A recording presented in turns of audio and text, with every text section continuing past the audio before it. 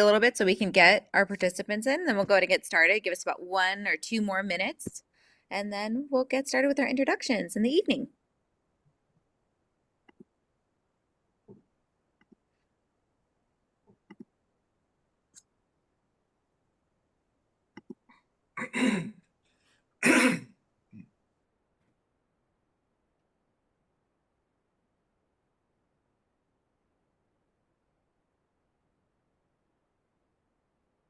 Okay, we're at 6 p.m. We're going to give it a little bit more, and then we're going to go ahead and do the introductions. Yeah, awesome. Alrighty, just for the sake of time and to make sure we can get to all of our questions, we're going to go ahead and get started. My name is Maritza Gallaga. I am the proud Executive Director of Communications for Manor ISD, and I want to welcome you all out there in our virtual land to our Bond 2025 meeting. Tonight is super important because we're going to learn a lot about what Bond 2025 is, its impact on our schools and in our community. And so to do that, we have our Superintendent, Dr. Robert Sormani, and we have our Chief Financial Officer, Moises Santiago. And before I kick it off to them, I'm going to go ahead and give an overview of what tonight's going to look like. So we're going to hear from our Superintendent, Dr. Sormani, just a little overview, some information that's going to help us get started. And then, of course, we're going to go into our Q&A portion. If you have questions, please submit them. And how you can submit them is if you see the chat button, just submit your questions via the chat. Our presentation is only from about 6 to 7 today, so of course we're going to try and get to as many questions as we can. But if we can't get to all of them tonight, we'll be sure to answer them on our FAQ page on the Bond website located on our homepage. And then we'll also be emailing a recording of this to our entire community and on our social media pages. So again, that's just the layout of the evening. And so we can get started, I'm going to go ahead and kick it off to Dr. Sormani. Thank you, Maritza, and I appreciate everyone coming out tonight. I am Dr. Robert Sormani, the proud superintendent of Manor ISD. I'm excited to talk about bond information, but you can't talk about the bond without talking about the district a little bit to start off with. And so that's what we're going to do right here. Ms. Gallaga is going to be my clicker as we move forward. And as you can see, our Manor ISD vision and mission. I do have one line underlined because I always like to highlight that our vision is that our students become leaders in our community. And so when we talk about bond and we talk about the district, we're talking about accomplishing this mission and vision. And that's really what Bond 2025 is there to support. You go forward, one. So just like to always give some celebrations. Not everyone gets to hear all the great things that go on. We do have 2 high schools, and so a lot of stuff's going on. But I do want to point out some of those wonderful things we got going on. You can see an incredible number of students doing great things and becoming leaders, and not just in our community, but around the state, and in some cases on the national level, as you can tell.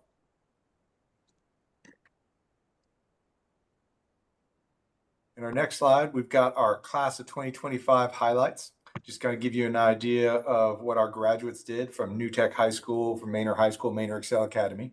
This encompasses all of those. And I always like to highlight, we started a new program last year where students can be an EMT and they can go riding on the ambulance, saving lives right after they graduate. We had our first student who graduated with that. We've got a new crop going through now. And I look forward to those students being out there, if they want to get employed right after they graduate from high school.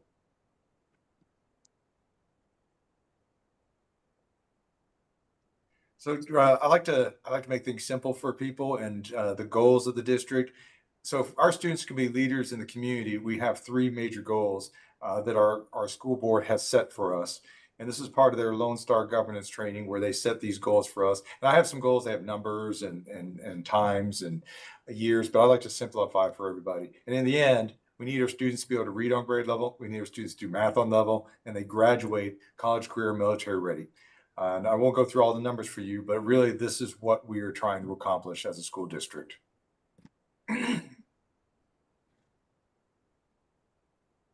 So let's go into the Manor ISD Bond 2025 and what that all means and give you some factual information tonight. So right off the bat, just so you know, the bond proposition is broken down into 3 what they call propositions, or Prop A, Prop B, and Prop C. The reason they're broken down this way is purely based on legislative action and what the law says. Some of you, if you've been in the district long enough, remember the 2019 bond, it was just one whole package. We're no longer allowed as school district to do that. We have to break it up in certain ways. So you can see Prop A, what that encompasses. Prop B is more about technology devices. And then Prop C, anytime you do a fine arts addition to a school, you actually have to separate it out completely. So while Prop A is allowed to have a band hall in it for New Tech, the fine arts edition of a theater is considered something different and has to be added onto a separate proposition, even though most major high schools, in fact, all major high schools in this area, do have a theater attached to it. However, the law is the law, so it's separated out as its own proposition. So as we move to the next slide, I just want you to remember, if you can remember anything, remember four things, and you got to go back one, that's the one. I want you to remember four things from tonight.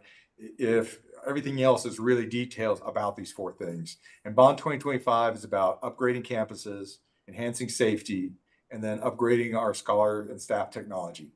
And if approved, we can do this with no predicted tax rate increase. And so everything I'm going to tell you from here on out is what are the details of these three things, and then how do we do this without tax rate increases?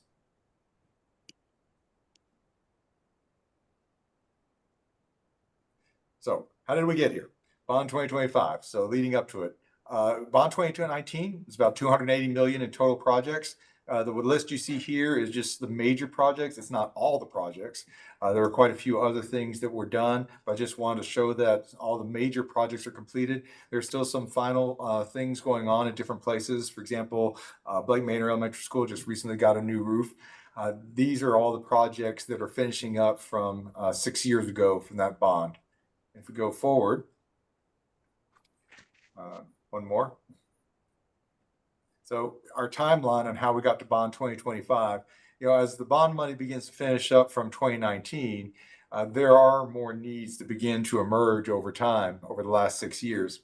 So when our timeline was, we started off with a study of all our facilities. We had engineers and architects. We contracted with a firm called HPM.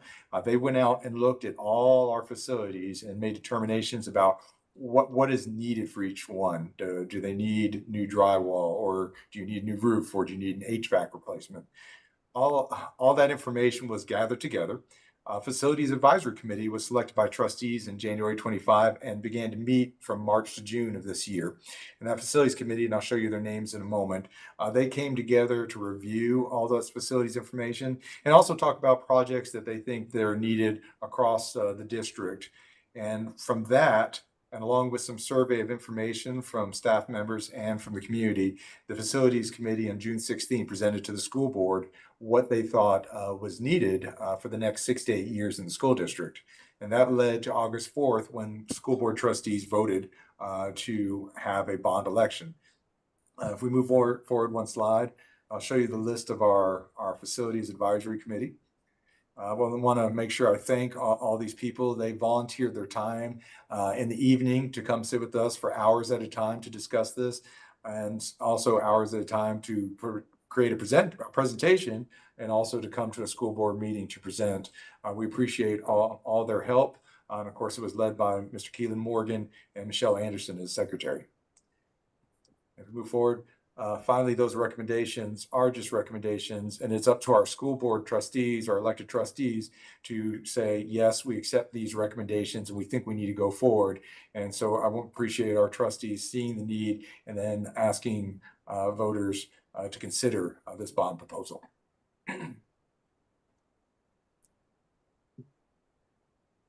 So upgrades and safety. So we're going to go into some of the details of what is in the bond, or rather, if it passes, what's some things that are going to happen. While this is not going to be an exhaustive list, we certainly can provide a lot of lists of items and things happening. These are going to be some of the major projects, and really the ones that our Facilities Committee, our Citizens Facilities Committee, really wanted to highlight. The first one on there is the multi-phase upgrades to Manor New Tech High School. The New Tech High School it's a little bit of a hodgepodge of different facilities of different ages. An example would be our robotics program currently operates, for those who remember, in the old ag barn from many years ago. Likewise, there have been some buildings that were built pretty new. There are some, our assessments show that there are some plumbing that's new, but there's some plumbing that's very, very old. So one of the things that needs to happen in regards to this, or rather, I should say, one of the needs that was assessed and determined is how do we upgrade all these facilities to modern facilities? While we're doing that, we want to also upgrade the safety of the building. As you know, as some of you may know, there's been fencing going up because right now, without that fencing, someone could walk right into the heart of the school because there are several buildings surrounding a central courtyard. What we would like to do is make that building much more secure. The final thing about that building is in the future, we want to see that campus grow to a large, what we know as 4A school, which is about 1,200 students or so. And so that will allow us to absorb any incoming students without needing to build a brand new high school.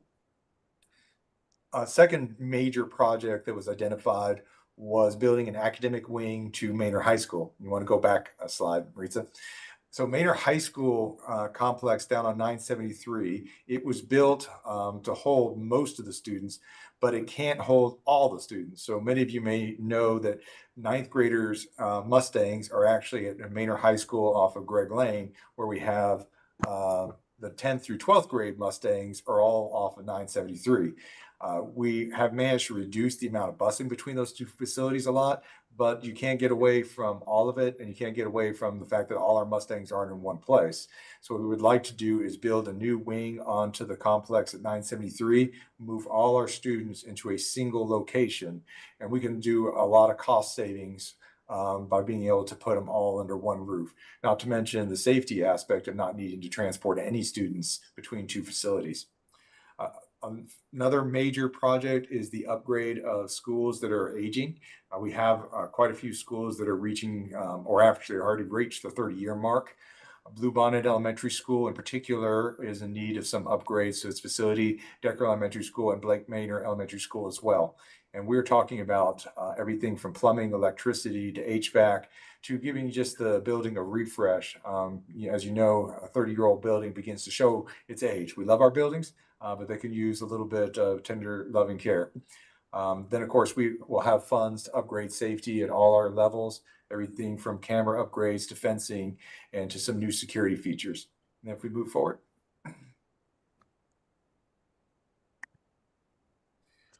Some of the other items on there, we did mention new technology items. Many of our devices are reaching 7 to 10 years of age. And for those of you who know technology, that's very old. And so there's a need to begin to replace that technology. We also have a bus fleet that we want to upgrade. Over time, you always want to be replacing your older buses to get newer buses. That's for safety purposes and to reduce your maintenance costs. And then finally, we some other major projects. We are watching the growth of neighborhoods up on 973. So if you drive 973 north to the edge of Manor ISD, there are a lot of houses going in, and there's also a lot of areas where planned communities that you may not even know about exist. So while we don't need to expand Shadow Glen Elementary right this moment, we've got to be prepared for, because within 6 to 8 years, if those neighborhoods go in, we've got to be able to have that wing. And so we're preparing by asking voters for that funding. So if that eventuality comes to pass, we'll be able to build that facility. And then finally, we are watching some growth just north on Greg Lane, close to 130. There are some neighborhoods that are planned in those. Once those communities go in, they're large enough that Lagos Elementary School will begin to be overcrowded, and we will need to begin to prepare Wild Horse Elementary School for opening. Okay, go forward. This is just a quick list of some more granular information about the different projects that'll be in there. I know it's kind of small, but we have some of this information on our website that you can be able to look at, but just want to show you a larger picture, and of course with some of the estimated budgets for each of those items.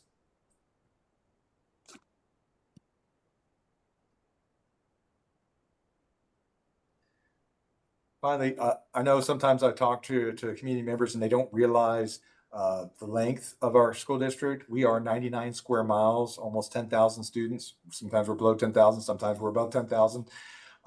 Right now, you can see how our elementaries are configured.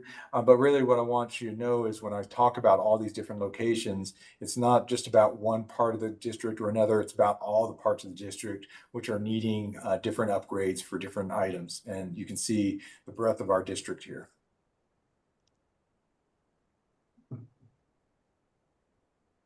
So let's talk about the finances a little bit here. And we're going to show you a slide. Those who remember me talking about tax rate elections will remember this slide. Although I'm going to be talking about the other side of the tax rate this time. Those of you remember the tax rate election, it was all about the maintenance and operations side. And that's what a lot of people think of when they think about taxes. It's about salary, it's about fuel, it's about electricity. That all comes out of your maintenance and operation budget.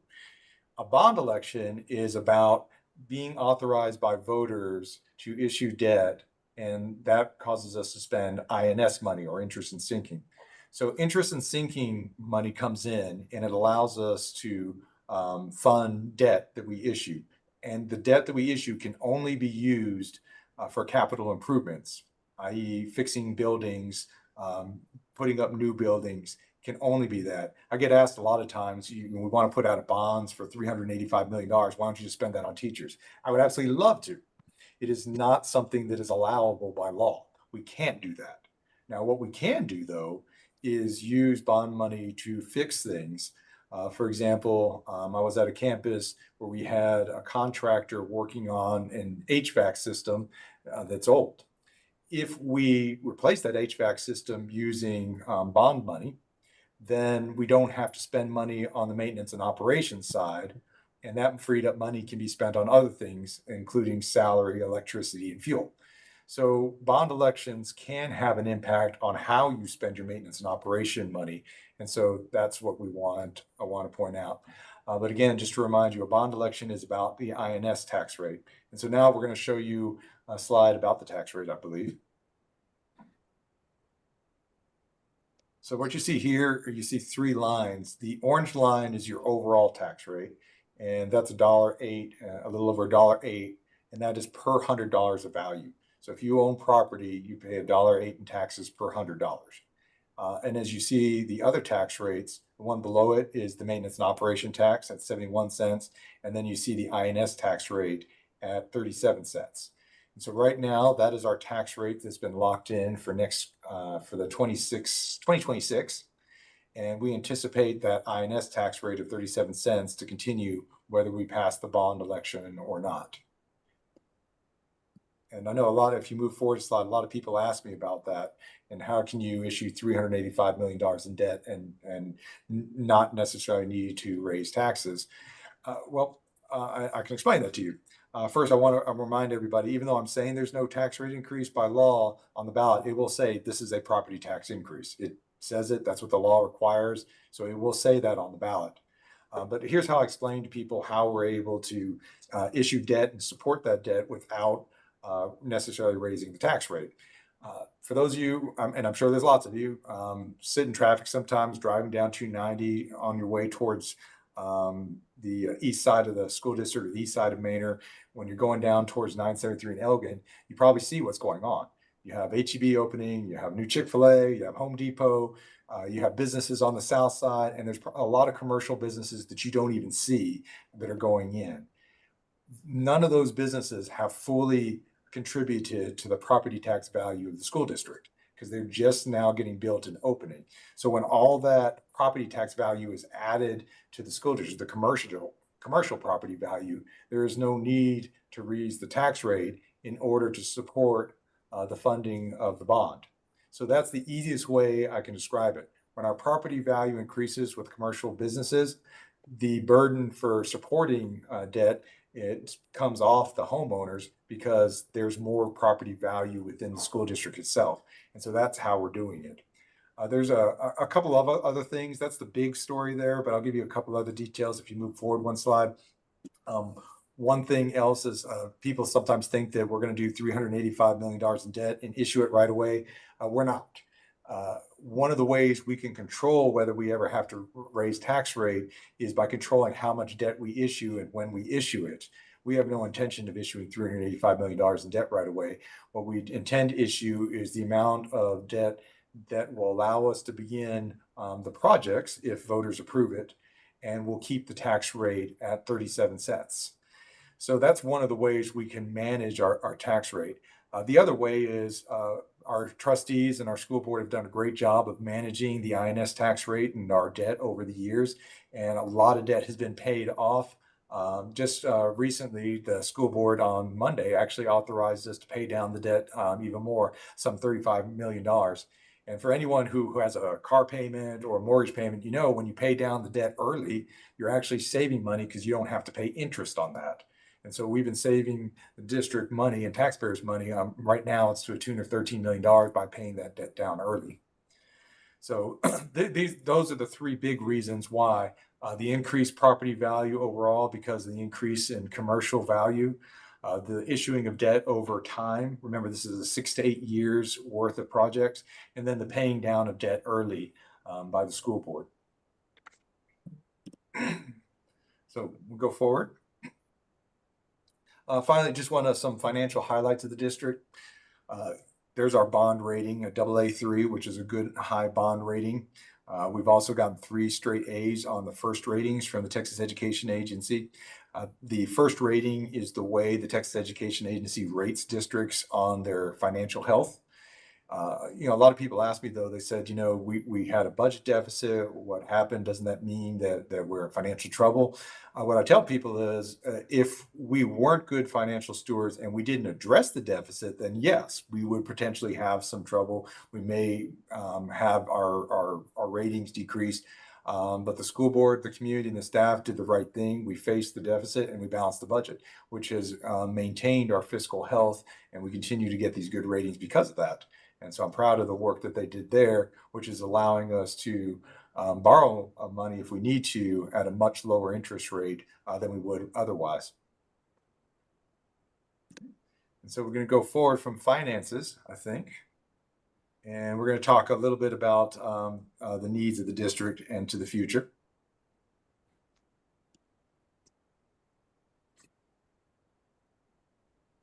So just a reminder, really all I'm doing is giving us some more details on campus upgrades, safety enhancements, and then staff technology and devices, and doing it without a tax rate increase. So if we go forward, we'll kind of dive into a few of these.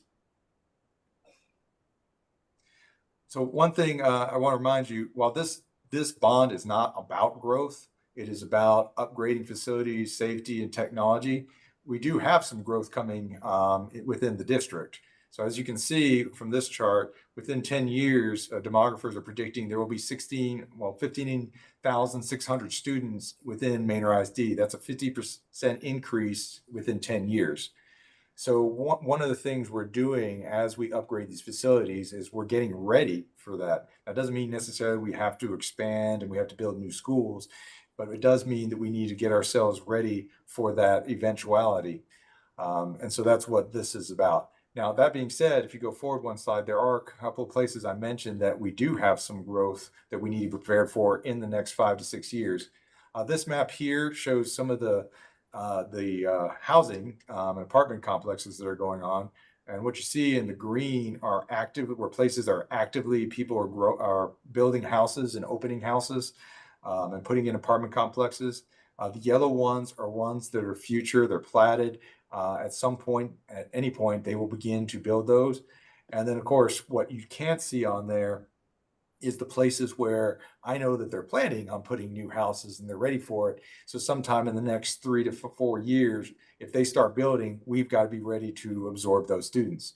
And it's one of those things that we've got to be prepared for it. That doesn't mean we have to start building, but we have to be watching, and we need to have the funds available to do those building if we need it. And I'm just going to point, for example, to Shadow Glen. You can see the green and the yellow around Shadow Glen, and there's some empty space up there. A lot of that empty space now is being bought up by developers for residential. And at some point, they will start building. And if we don't have the funds ready to issue the debt to build a wing to Shadow Glen, then we'll be really far behind. One point that somebody asked me once, if voters approve the debt for a wing for Shadow Glen and those neighborhoods never show up, we don't issue the debt for it, and we just don't build it.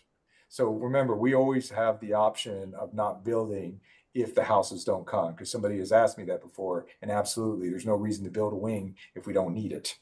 So just to keep that in mind that we always have that option. If we go forward one.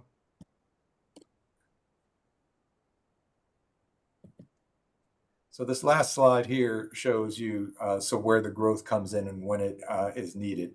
And you can see the red, and where it starts getting red is where you start getting really overcrowded and you begin to need to do something. Again, this is all dependent on those neighborhoods coming in, so we're just going to be watching them closely as to when we need to address some of these. Again, the short term, when I say short term, I mean in the next 4 to 5 years that we're really watching is Lagos Elementary and Shadow Glen Elementary School.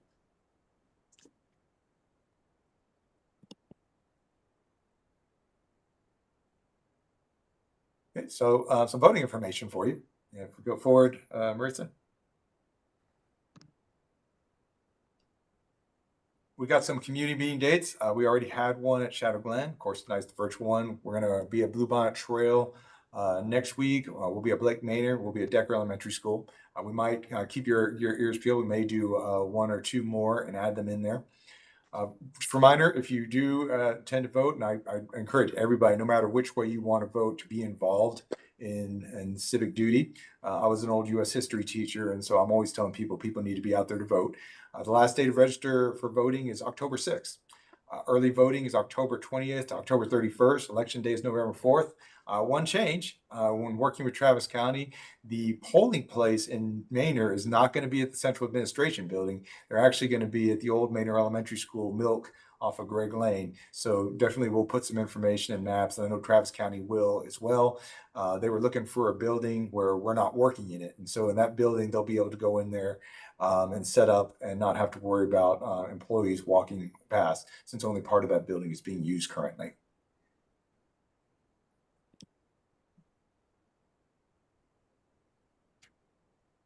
So community members, just what you can do. I always like to tell people, if you catch me in Walmart and I'm going to go get some cookies and you ask me about the bond, I'm happy to give you information, but I can't tell you how to vote. And so the law prohibits me, no matter where I go, to say you should vote yes, you should vote no. I can only give you information. You as a community, of course, you have First Amendment right to say whatever you want, whether you support it or don't. All I ask is that you encourage to get the facts and you put the facts out there. And certainly, as we go to the last slide, that's what we're here for tonight, is to answer questions and just to provide you information as we have it. We have our website and some frequently asked questions. We continue to update it as we hear things that people are wondering about, or whenever we get more information, we put it up there. So I think at this time, I think Ms. Gayaga is going to take over, and I'm sure we got some questions out there, and we'll see what we can answer tonight. And of course, anything we can't answer, we will look up for that information at another time. So thank you all for tuning in. Okay, well, thank you, Dr. Sermani, for sharing that. I think to kick things off, I think it's important to give context on why Manor ISD and other school districts across the state have to do bond elections. Why can't we just fund it out of our own general fund? And that's actually a great question. I probably should address that one early on. So the way the state of Texas does school financing is they have set up a system by which school districts, when they do capital projects, use bond funds. It is codified in law. That's how things are done. Sometimes people say, well, you have this maintenance operation budget. Why don't you just build the building out of that, or change your air conditioning units with that money? It's theoretically possible, but almost all that money, some 85% of it, is tied up in salaries. The next 15%, most of it is tied up in utilities. There really isn't a large amount of money in your maintenance and operation to do large capital projects. For example, if this gives you any context, the bond proposal we have is $385 million. Our total maintenance and operation budget is just over $100 million. And to be able to do a capital project, we wouldn't have employees, and of course that would defeat the whole purpose of an educational system. So really, the reason why we have bonds in the state of Texas is this is the way the state legislature has set it up for school districts to build buildings and fix buildings. Okay, thank you for providing context. And Off of bond election, I know we had another election last year. Can you explain the main differences? And I know you talked a little about the presentation. What is the differences between the Vader that was done last year versus the bond that's being done this year? Sure. And it'll get confusing out there because a lot of districts are doing tax rate elections also this year and bond elections. We are doing a bond election.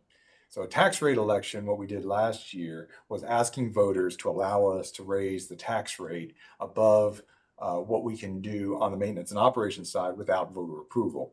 Uh, some people may remember the golden pennies. And what that means is when we raise that tax rate, that money is not subject to recapture. And I'll get back to recapture in a moment, but that money stayed here and helped pay for things for the kids, whether it's teachers, whether it's programming, all that money stayed here and pays for that on the maintenance and operations side. Now I mentioned recapture. Recapture is if you're considered a property wealthy.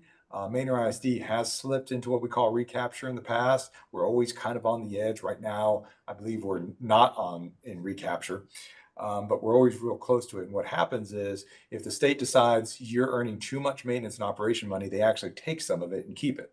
And the reason why tax rate election was so important is that's money that the state can't touch by law. On the other side, on the INS side and bond elections, it is only for capital projects, can't be used for salaries unless it's related directly to building buildings, like a project manager for construction. And just on a note on that, INS is not subject to recapture. No money can be recaptured from the state from INS money. Okay, thank you, Dr. Sermani. Can you explain a little bit about how this bond and the projects align with the district's vision and goals?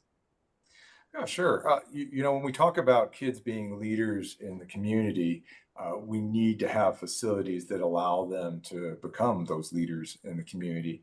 And some of the needs we've identified are some facilities that are not at the standard level of other facilities, not only within the district, but within the area. And so there are a lot of these facilities that we want to target and upgrade.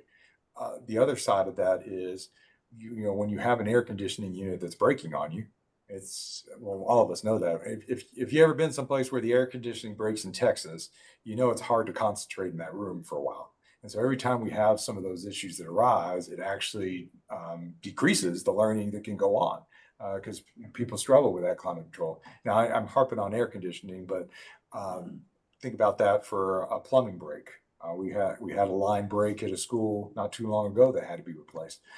You can think about that as an electrical outage. We've had that happen. So you have all these issues that pile up that you want to address to give the best possible educational environment you can with the money that's available. So that's really what this is about, upgrading our facilities so that we can carry out that mission and vision. Mhm. And thank you. This next question is more finance related, and it's more so about the debt. And so, how if the bond does pass, how does debt work, and what are we going to do to make sure that we aren't accruing a bunch of debt? Mr. Santiago, did you want to jump in on that one? Sure, sure. So one of the things that you mentioned earlier that the board recently approved was what's called a bond defeasance, which is basically retiring old debt or paying off old debt. So what you do in that case is you make room for new debt, which allows you to keep your same tax rate. And the bond payments, keep in mind that they are, or the rate that you adopt per year is based on the annual payment, not in the total amount of the bond issue. So that allows us to keep a leveled tax rate. In this case, it's the 37 cents that we are proposing to keep the same if this bond passes or not.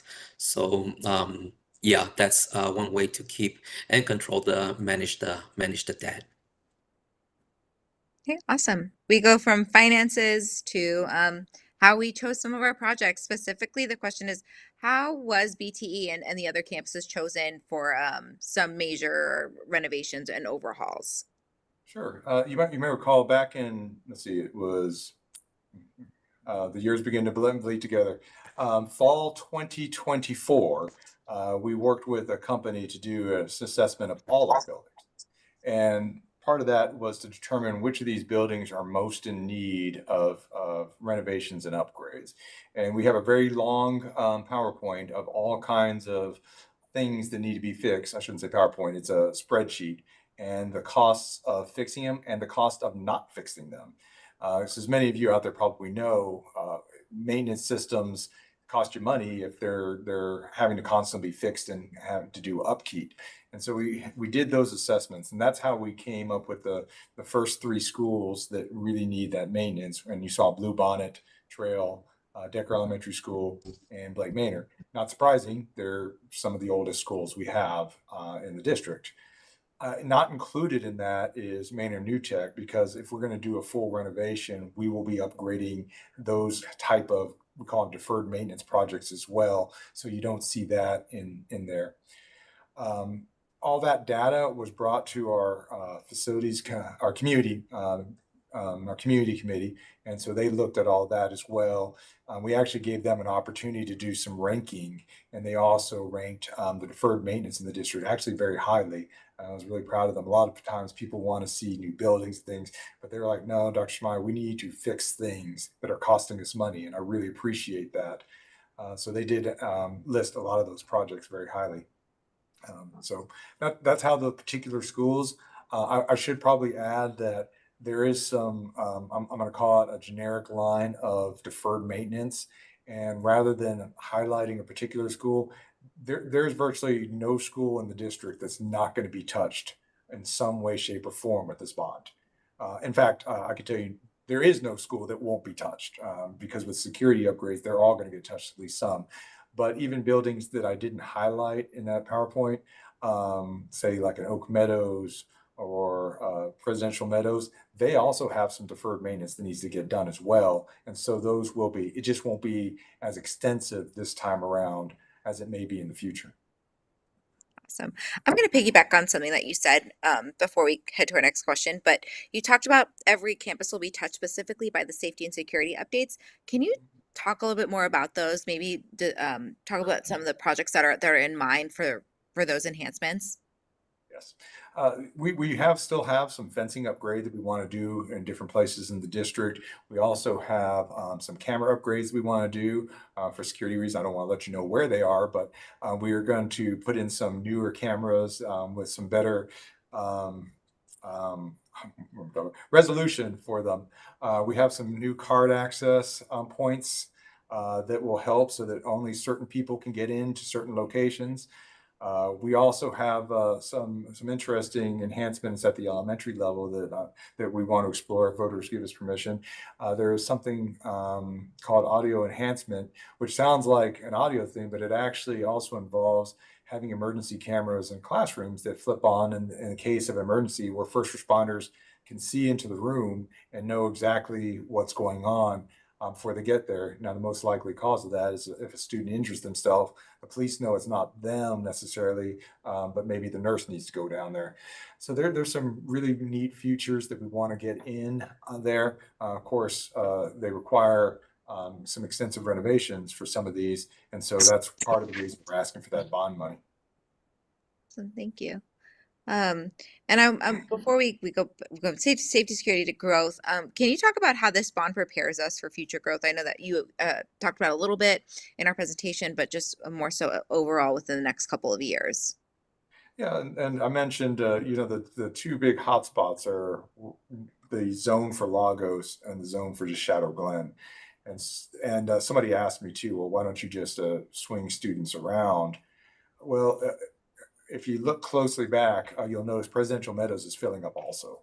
And so Shadow Glen really doesn't have a place where it can send students that makes sense over on that side of the district.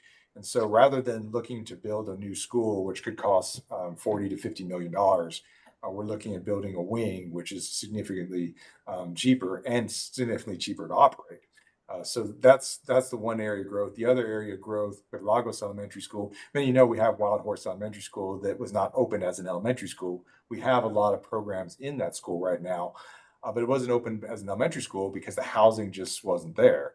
And so that saved the district about $1 million year over year by not having it open. The growth is potentially coming in the next 3-4 years. And so this bond will also prepare us to move those programs to another location, most likely the current Maynard High School ninth grade center, and allow it to open as an elementary school to relieve Lagos before Lagos becomes overly crowded.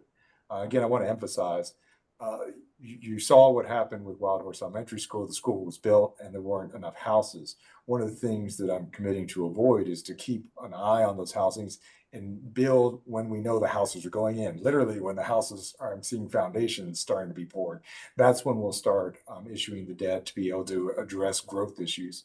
Other than that, we are seeing some growth at the high school level. Hence, we talked about New Tech High School expanding some. So that'll allow us to absorb some extra students there as well. Awesome. So this, you mentioned Shadow Glen. This question also mentioned Shadow Glen, specifically growth and talking about the academic side of the house. With the proposed growth to Shadow Glen Elementary and other campuses, how will the current ratings be addressed to entice future community members to enroll their children? Yeah, and this is really kind of, I could talk all day on this, but this is really separate from the bond conversation. And I invite the community on October 27th. We're actually going to talk at the board meeting extensively about academic plans. One of the main things that we're doing right now, that what I've seen is we need to refresh, in particular, our math curriculum. That's pretty clear to me in the data. And I actually got a chance to walk a bunch of classrooms just this last Tuesday. We actually had teams all across the district walking to talk about it. And I'm really proud of our teachers are really taking to the new curriculum. And the importance of that new curriculum is it's kind of like a reset back to, okay, what is the things that we actually need to teach to get our kids moving in the right direction? And we're seeing a lot of growth there. The other side of that, especially at the elementary level, is focusing back on those basic tenets of literacy. And making sure the kids are getting their phonics and their comprehension and being able to grow in a systematic way year after year. And so rather than refresh the curriculum itself, it's really just about reinvigorating our commitment to those fundamental curriculum pieces that you need for literacy. So that's just some of the smaller pieces of it. There are also other pieces between giving tutoring to kids, both virtual and in person. There's professional development support for teachers and administrators. So there's a number of other components, but that kind of gives you kind of a wider broth. I'm not going to say I'm excited about our current academic grades. I am excited by the fact that almost all our campuses grew and they're going in the right direction. Now it's a question of accelerating that growth even further so that we push it over the top. And that's my intention this year. Awesome. Well, thank you, Dr. Sermon. I know it's not, it is, and of course it is related to the bond because it has to do with their schools. So it's a very important question. And I'm glad we got that answered. So we're going from Shadow Glen to Maynard New Tech High School. Specifically, what are the plans for Maynard New Tech? What is included in that project? I know it's some stuff with fine arts, but can you get a little bit more specific on what those projects may be and how that'll take place? Sure. So there's actually, and maybe let me talk a little bit about process first, like how a major project like that gets designed and done. So to start with, we really have a list of some identified needs. It's not by a long shot is it every need we could possibly address. That comes through the process. So let's just pretend for a moment if a bond passes, what does that look like? We have an architect that will form a high-level design team that will start with, okay, what are the parameters? And I can tell you the parameter right now is we want to eventually have the high school be at a 1,200 student range, which is what you would call a large 4A high school. So what are all the components of a large 4A high school? Everything from park to plumbing, to athletics, to fine arts, CT, what are all those components that need to be there? And so that design team will identify all those components and they take it down to the parent and the staff level and start working with them to identify, okay, here are the components we think we need. Are we right? Are we missing things? And if we build something, well, what should that look like and what should we do? So that's kind of the design process that we'll go through. I can tell you some things that I know off the top of my head that 1,200 student high school needs that we don't currently have at Maynard New Tech High School. Currently, our robotics lab is not at the level you would see at many high schools for robotics and advanced manufacturing room. Our band hall does have basketball goals in it. It is an old converted gym, so we do not have a purpose-built band hall. We don't have a practice gym for athletics. Normally, you have 2 gyms for a 1,200 student high school. I'm sure that's a need that's going to be identified. We also have undersized classrooms in places within Manor New Tech High School. The standard classroom at this point in the Texas Education Agency is several hundred square feet larger than some of the classrooms in some of the original buildings at New Tech High School. So all of those things, when you start talking about expanding it, need to be addressed, along with some of the infrastructure. When I say the infrastructure, I'm talking about if you're New Tech parents out there, you know what driving to New Tech to pick up your child is, or during the event. It's an interesting adventure with Joyce Turner, with 290 being there and Old 20. And God forbid there's an accident somewhere and you're trying to get into the high school. So working on the traffic flow, where do the buses come in and go? Where do the parent pickup come and go? And how do you redesign this entire property in that way? And part of that, if you're wondering, it may involve us talking with the city about Joyce Turner Drive and what do we do with that. I've actually talked to city council members. There's no final decision or anything done, but as that design goes forward, we do need to talk about how does Joyce Turner play into all this. And then finally, you may know that the central administration building is right next to New Tech High School. One of the things that we need to decide during that design phase, if it makes sense, do we need to move the central administration into another building that we already have to allow New Tech High School to expand this way and to absorb this school? Many of you know that this was the original or one of the original Manor high schools, and it was a school at one point, and it could become part of the school once again.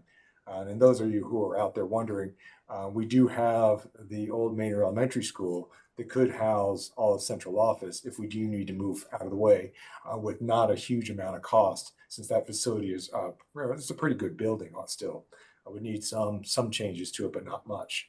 So all that goes to say there's certainly a lot of things when you talk about dance, when you talk about any other electives that the community may want in the New Tech, and then we'll let the architect team go to work. Just one other note on that. We are intending this to be a multi-year project. It's going to be if the bond passes, it will be a complex build because we have kids here, we've got a middle school here, we've got a stadium here. So it's going to be a complex build, one that's going to take some years. But I could really see, I could really see some great upgrades. I'm sorry, I have to catch myself sometimes because there's certain things the Attorney General says I'm not allowed to say. So I almost said one of those. So Good job, Dr. Sermani. So the next question we're going to go back to, and I think Moises can help us out with this one. If the bond is approved, what does financial accountability look like? So one of the previous slides mentioned the first rating. The first rating is basically the district's scorecard, which every school district is assessed how we manage our finances. So over the last 3 years, we have achieved 3 superior ratings. So that's good for our district, and we do intend to continue on that trend. As far as the new debt, adding new debt to our books, one of the main reasons why we defease is to decrease the amount of liability or long-term liability that we carry on our balance sheet. So all of these factors allow us to achieve those ratios that TEA mandates for us to maintain in order to achieve good ratings on those 20 or 25 indicators that we are assessed financially. So as we clean some of the debt in our books, we are able to replace it. So we continue on with achieving those ratios that the state requires us that we maintain in our books. Thank I hope you. that makes sense. Yes, thank you, Moises. And so this one may be another one in your realm, maybe a Dr. Sermani. So I'm going to go ahead and let share this question with y'all. With rising construction costs, how do we plan for construction costs basically, and how do we ensure that we stay within the budget or the cost scope of what we state a project will cost? I guess I could start, Okay. and then Moises, you jump in. Sure. That $385 million bond for those construction projects, we actually have added in estimated inflation over time. So that we call it escalation costs. And so that is built in there. And I will tell you, the inflation rate for construction is pretty high right now. And so we are watching that closely, but we put in some good cushion in there to make sure we stay under budget in that realm. Santi, I don't know if you want to add anything to that. Yeah, no, that is correct. One of the other things, or that are factors that are considered in this long-term bond planning, is looking at the future, maybe 5 or 10 years from now, where those values are going to be at. So we estimate, with the assistance of our financial advisors, we project where the value would be in those years, to determine how much debt we would be able to carry in our books at the same tax rate. So we're not only looking at next year carrying the same INS rate, we're looking at 5 to 10 years from now. So as we defease, we are able to issue new debt. And that's one of the things that we are proposing on this bond, not issue all the debt at once, but in increments, so that we're also able to maintain the same rate. So that's just wanted to put that out there. Well, and you remind me of some, just a stat I got from our chief of operations guy just the other day. If we issued these same projects a year from now, these same projects overall would cost $10 million more, using the current inflation rate. So in other words, if we move forward with the bond as it is right now, it's a 385 million bond. If we decided to call off the election and wait a year, it would cost $395 million for the same projects, estimated, of course. But that just gives you an idea, at least, of what the inflationary cost. But once again, we've already built in inflationary costs in that $385 million. So that all the escalation cost is already in there.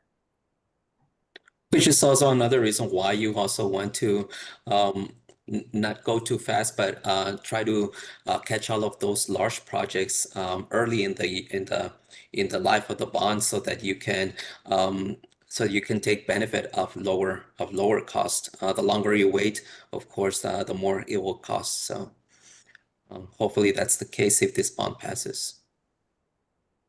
And Dr. Sermoni, you mentioned at $395 million what they suspect that it could cost. And you said if we chose to just not go forward with the bond, but would that cost be there if if the bond failed? Yeah, if the bond fails, one, I think we'll have to regroup, and obviously talk with the community about what about the bond that the community didn't want, or was it all of it, or was it pieces of it? Was there not the right information out there? We'll have to figure that out.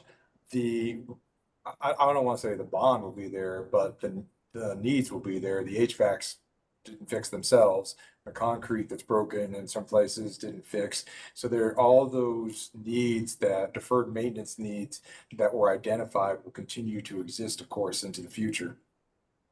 Okay. And I'm going to shift gears a little bit. What this bond does include for our students specifically, how will this bond support SPED students? Are there any projects related to SPED? Yeah, there is actually one specific. Now, there will be some projects that will impact students with disabilities indirectly, with projects on the campuses. There will be some ADA access, but there is one major project in particular.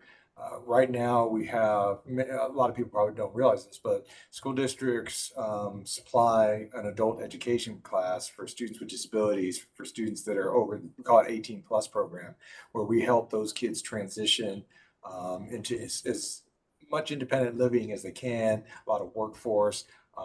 Maybe some students might be going to group homes, so helping them work and learn to live in group homes. But right now, that program is housed at Maynard High School. And what we'd really like to do, what I would like to do, is move it out of the high school, because really these are students who have graduated and they're working on adult programs. So what you want to do is move the program to its own separate place. And we've identified a location and we would like to custom build that location into something that would be really model what their independent life might look like moving into the future. So definitely a project that is needed, I think. Going from another group of to SPED, I want to talk a little bit more construction. I know we talked about touched on construction a few minutes ago. How soon will construction begin, or could construction begin after if the bond were to pass? That's a great question. Uh, I hesitate to answer it a little bit, and I'll tell you why. Because one of the very first things we want to do is we're making a commitment to try to keep the tax rate where it's at. So one of the first things we need to do is be very strategic about when we choose to issue debt. Uh, some of you may know that the interest rates were just dropped by the Fed recently. We need to be cognizant of our interest rates going to drop more in the future, because as the interest rates drop, our debt is cheaper, and that's good for taxpayers. So I hesitate to give an exact date, but I will say this. We certainly will, if it passes, we'll enter very quickly into a design phase for projects, with engaging with architects to begin to plan out these projects. Some projects, if they get going and get funding, they may begin to build, I'm sorry, not build, but buy materials ahead of time, maybe even start staging materials over the summer to prepare for those projects. I do want to emphasize that we have not chosen which projects and are going first. That is something that we will propose to the board, school board, if the bond passes. We'll give them what we think should be the priority. Some of the information we've gotten from the community committee, you may recall I said they ranked it and gave us some priority. So we'll do that combined with how much debt we think we can issue. And then, of course, that will drive when people will start seeing the projects. But I could see us seeing equipment begin to get staged even this summer, June 2026, for construction to begin. And so going back and speaking of the construction projects, can the district do whatever it wants with the bond money that's if it were to be approved by community members? Do we have to spend it on the scope, or can we use it on other projects? Can you talk a little about that? Yeah, bond money is required by law to be spent upon the projects upon which the bond was issued. So we have three propositions. Proposition A has to do is a bigger one, has a lot of school construction. Proposition B is about technology devices. It's got to be used on technology devices. And Proposition C is the theater for Maynard High School, which right now they only have a black box theater, which holds maybe 100 students, actually not even 100, more like 50. And so having a performance for choir, band there, but that money could only be spent on that type of project. Now, to be clear, there are exceptions. If God forbids, a roof collapses over the weekend, I think the community would want us to react. And even if that roof wasn't in the bond, the school board can say, you know what, this is so important to our community, we need to go ahead and shift funds to address that need. So there is a mechanism to address that. There's one other way that other things can appear. That's if you get in a situation, which is a good situation. Once we start issuing debt, we obviously issue it at a certain interest rate. But before we spend the money, we have to put it somewhere. So we put it in the bank. If the bank is offering it happens sometimes where we get a higher interest rate than we're paying on the debt, in which case you begin to add to the taxpayers' funds. Now we keep that we call that contingency money while we're building projects to make sure we don't have cost overruns. But there are times, even in the 2019 bond, it's a good example, where there are excess funds where the school board can put it towards projects that are needed. Many of the current fencing projects you see and safety and security projects you see going on are coming from bond interest money that was spent. But of course, even in 2019 bond, there was safety was part of that bond as well. So it still even then fits in with that bond. Okay, so I know we're nearing up on time, but I do have two questions left. You talked about Prop B, which is technology related, and we have a specific question on Prop B. Do any of the technology plans include Promethean or smart type boards in classrooms? Yes, they do. Lucky I actually have our technology guys like right off to my right there, and he gave me the thumbs up and said that yes, there is a refresh for any of those devices that are out of date and over over life. Awesome. I'm going to keep on the prop questions. And I know we talked a lot about the 3 different props, but why is it important that the community members understand that there are 3 different ones and that they get to vote on 3 different props? Yeah, so we talk a lot about the bond election. It's 385 million, but by law, it's chopped up into 3 sections. Now, obviously, voters can choose yes or no on all 3. But I'm glad you brought up the question because I actually met a community member who thought we were Prop A and somebody else was Prop B and C. When you see it, it will say Manor ISD bond election, and it'll have Prop A and it'll list. Then it'll have Prop B and it'll list. And it'll have Prop C and it'll list. All 3 of those items are for our children here in Manor ISD. And so, whichever way you vote, be sure you look at all 3 of those and consider them carefully. Yeah, awesome. Well, it's 7 p.m. So before we close out, Dr. Sermani, I'm going to turn over to you and Moises if you'd like to share anything with our community before we close out. Voices? Yeah, well, one of the things that I would like to clarify is not clarify, but emphasize that our tax rate will remain the same. So when taxpayers receive your tax bill or statement, look at your Manor ISD tax rate, and it should reflect the same as 37 cents. If your total tax rate increases, it is not because of Manor ISD. It could be another taxing entity, such as the city, the county, or some other special district out there, but we will keep our tax rate the same. Yeah. And Moises brings up something a great point. And Dr. Sermani, I think you can confirm this for me that regardless if it's approved or if it's not approved, the tax rate's going to be the same for this year. That is correct. And really, that's in the taxpayer's best interest. For those of you who have a car payment or a house payment, if you pay more than your minimum payments, then you're actually saving money by not having to pay the interest because you're paying off your debt earlier. And so we wouldn't want to increase the tax burden on our community by only doing minimum payments on our debt. That would actually spread out the debt for a really long time. And of course, you would spend millions and millions on interest payments. So no, the tax rate would remain the same. Now for next year. Now I can never say for future years whether a board might lower it or not, but right now that would be the tax rate that we would have. Okay, awesome. Dr. Sermani, would you like to say anything before we close out? Yeah, I think I just want to say, our children in Manor ISD are just incredible. They're awesome. I know not everybody gets to do that out there in TV land, especially if you don't have children's system, but I get an opportunity to get to meet a lot of our young men and women, whether they're elementary kids all the way up to high school, and their hopes, their dreams, and what they want to accomplish in life. It always gives me hope for a better Texas and a better America tomorrow, because they are incredible. I'm proud to serve, and I appreciate your support whenever you can give it. If you have any questions, please reach out. We're here to provide you information whenever you need it. And to piggyback off of Dr. Sermani, if you have questions and if you need the answers, we're happy to get them to you. If you just email at info@manorisd.net, we're happy to get that information for you. With that, I want to thank everyone for joining us tonight to get questions and answers so you can make the best decision for you and your family. A friendly reminder that the last day to register to vote is October 6th and election day is November 4th.